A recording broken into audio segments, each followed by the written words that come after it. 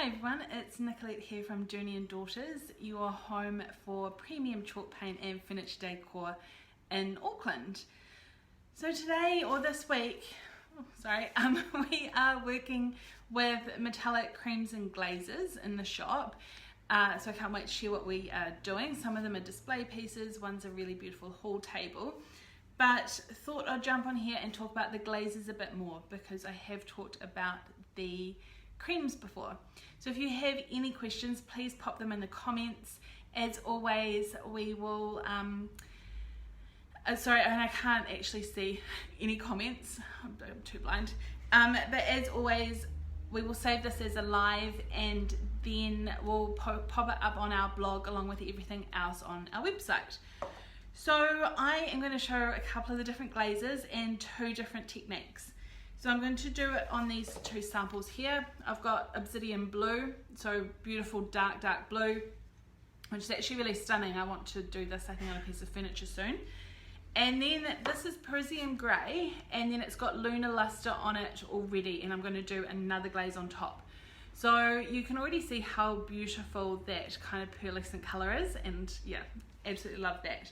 So this, actually I think I'll do the Obsidian Blue one first. So, got this, this has just been chalk painted, it doesn't have any wax on it, you don't need to put the wax on, and I'm going to go over with Milan Moonshadow, so you can see it's this beautiful deep green. So firstly, I'm going to open up, this is brand new, I just went and picked it up off the shelf, so hopefully you can see here, it needs a really good stir. So it kind of, they all separate, the pigments settle, especially with the glazes, so you do need to give them a really good stir. You can see I'm picking up stuff from the bottom. So like always, you want to use something that is reasonably flat to stir. So I've just got these kind of popsicle stick, wax sticks here. And just giving it a good stir, and it should start to mix pretty soon. This one hasn't been mixed before or stirred or opened, so it is definitely, and it's a nice full one, so it's definitely a bit harder, but there we go. Hopefully you can see, just don't want to tip it, but it's starting to come together.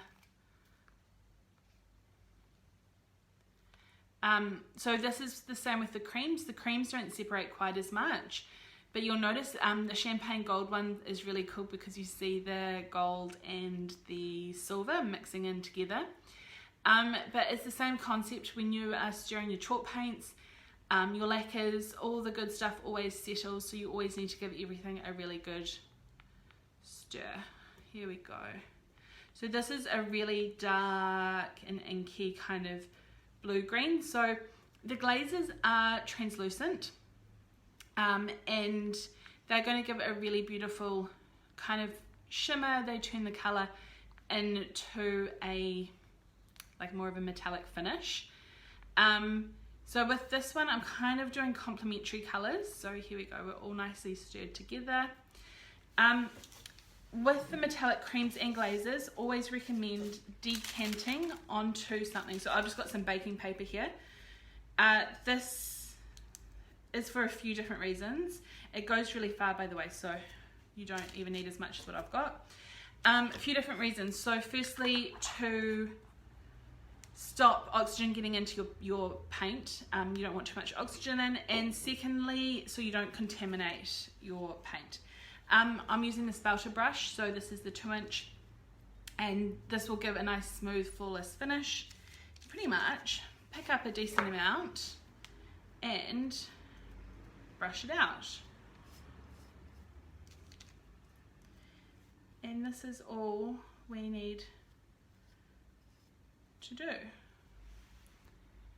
And as you can see, just feathering off the edge, and it hasn't used hardly any paint, but see how it's just kind of given it a little bit more of a green tint, and as this dries it's just going to be a beautiful shimmer. So a really lovely simple way to do it. Yeah, so that is Obsidian Blue with Milan Moonshadow on top. So I'll just pop that down here. And I'm just going to wash my brush just up in water, and I would always recommend washing your brush, especially these ones, they're such beautiful soft bristles, so washing it as soon as you can once you've finished painting so that they stay nice and soft. So I've just washed it, and I've just got a rag here, but it all washes up in water nice and easy. So that's there, making a nice mess.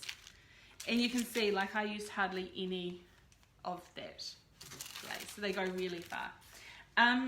So this one already has the pearl luster, as I said, and this is similar to what this is going to do. It's just going to get this beautiful shimmer and shine on it, and actually I really love that it's hitting the light right. The sun's coming in the window.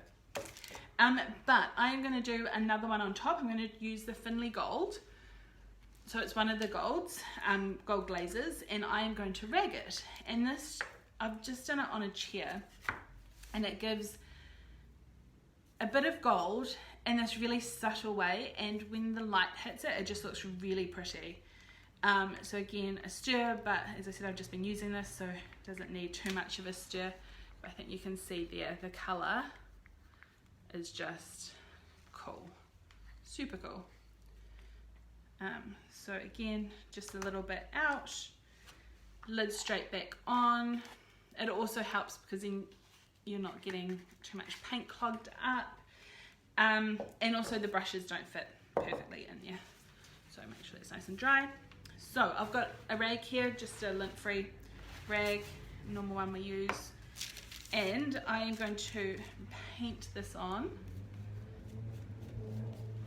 kind of a decent amount in all directions, and then I've got my rag, and I'm just going to lightly rag it off,